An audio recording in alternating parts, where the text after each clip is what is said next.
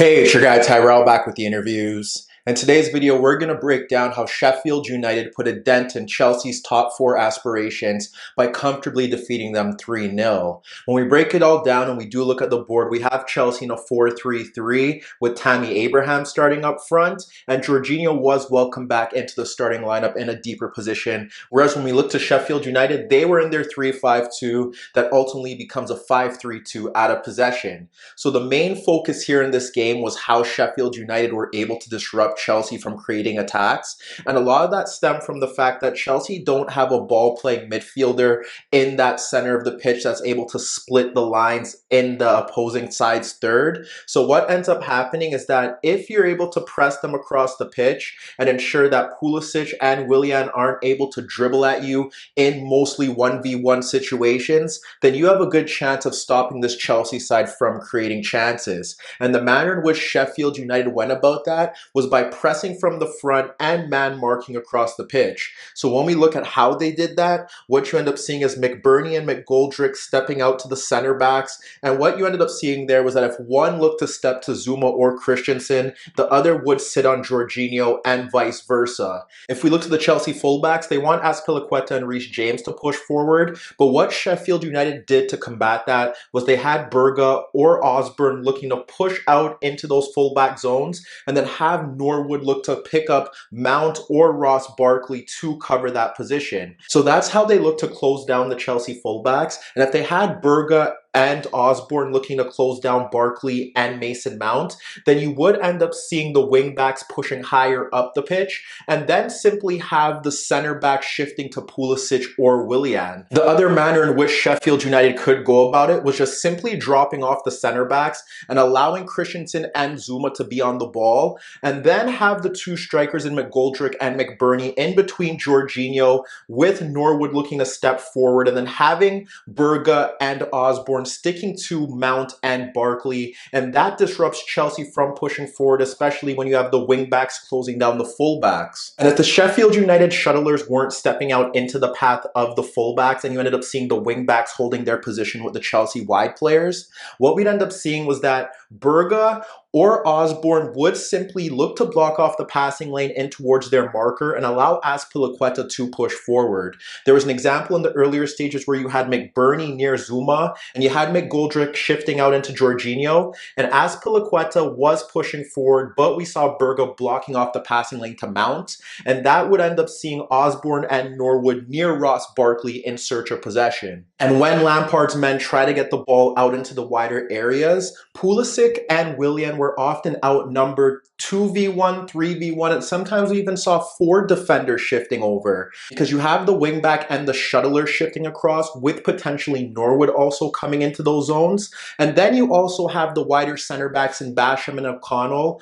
or McGoldrick and McBurnie dropping off a bit deeper. There was one example where you ended up seeing Zuma wrap the ball across McGoldrick with Baldock higher on Azpilicueta, and even when Pulisic received the ball, you end up seeing Berga, Norwood, and Basham in that zone with only Mason Mount as a supporting outlet. And the same thing can be said about Willian down the opposite side. Osborne did a very good job of protecting Stevens, and there was even times where you ended up seeing Willian trying to pull out Stevens with Barkley making a run in behind him, but O'Connell tracked that run, and that was just simple, organized, disciplined defending from Sheffield United throughout. And while Sheffield United weren't consistently creating chances or forcing Kepa into saves, the manner in which they went up 2-0 was simply down to a lot of Chelsea mistakes. Although the first goal was a bit fortuitous due to the bounce that fell to McGoldrick, you can also point it out to Osborne beating Barkley easily, McBurnie turning away from Christensen, Mount failing to clear his lines, and then McBurnie having free time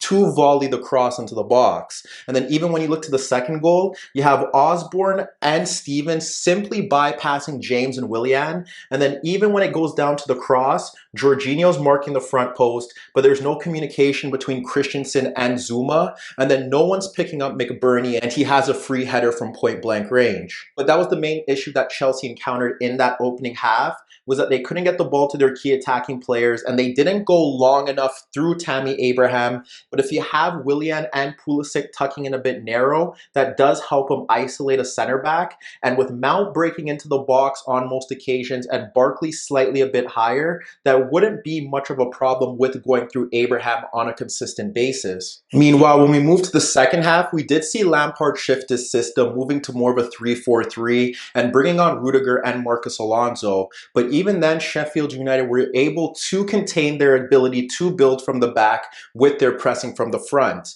We ended up seeing Berga stepping out into the path of Zuma, and then Norwood shifting over to cover Barkley to ensure that there wasn't a passing option into that midfield zone. So even though Chelsea did shift to that 3-4-3, they encountered the same build-up issues in the start of that second half. There were times where you saw Osborne shifting out to Azpilicueta, Norwood shifting across to Barkley, and then Berga picking up Jorginho. And then even when they looked to fully press from the front, Berga would join the center forwards in pressing Zuma, and then Norwood would step into the path of Jorginho. And then even out in the wider areas, Pulisic and Willian were still outnumbered. There was a time where you had Alonso pushing out into the path of Basham, and then you saw Baldock, Berga, and McGoldrick dropping off a bit deeper to isolate Willian in a 1v3 situation. Ultimately, Chelsea were still failing to break those midfield lines. We saw Rudiger and Azpilicueta attempt it, but Chelsea didn't necessarily shift their overall approach until 15 minutes into that second half,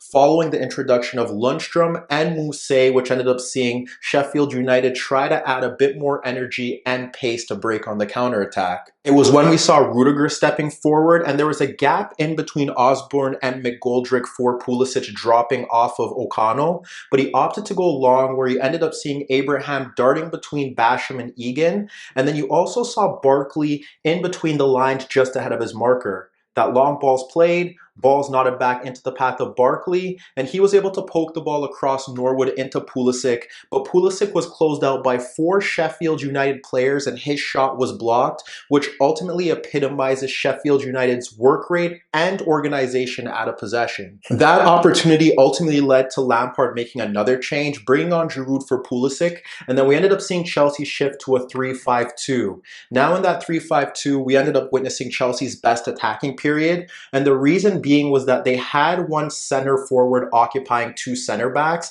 and that created space for either Giroud or Abraham to break into good positions. So with Reece James holding a high position and pegging back Stevens, now that Chelsea midfield could slide the ball across Osborne for Azpilicueta, and he could look to locate Abraham or Giroud in and around the box. We saw a Rudiger long ball over Basham, which saw Abraham dart in between O'Connell and Egan, and Giroud was able to spin away from Basham but volley his effort wide of the net. That ultimately led to Jagielka replacing Basham, and shortly after that we saw Abraham drop deeper to pull out Jagielka, and then a Zuma long ball for Giroud darting in between the 2 center backs in O'Connell and Egan, but that was overhit. And then shortly after that you had Jorginho ahead of that Sheffield United midfield bank, and with Azpilicueta pushing forward, Jorginho was able to play that ball across Osborne and identify Giroud just across Jagielka, but Jagielka's pressure ensured that Giroud couldn't nod that cross on goal. But as you can see, Chris Wilder won the tactical battle here over Frank Lampard through Sheffield United's pressing from the front and their organization and discipline out of possession when they dropped off a bit deeper. They disrupted Chelsea's build-up play, ensured that they couldn't get the ball to their key attacking players, and stifled the space out in the wider areas for Pulisic and Willian to run at their defense. This ultimately exposes Chelsea's biggest weakness, the fact they lack players in that midfield zone that can break lines with their passing, and it puts Chelsea a step back in their quest for a top 4 spot. Hi everybody, thanks for watching, and subscribe here for your latest tactical analysis and daily commentary on the InnerViews show. And if that wasn't enough, don't forget you could find more organic, unfiltered soccer/football analysis on the InnerViews podcast, the best soccer/football podcast in the world, available on iTunes, Spotify, iHeartRadio, Spreaker, and any Android apps on your Android devices.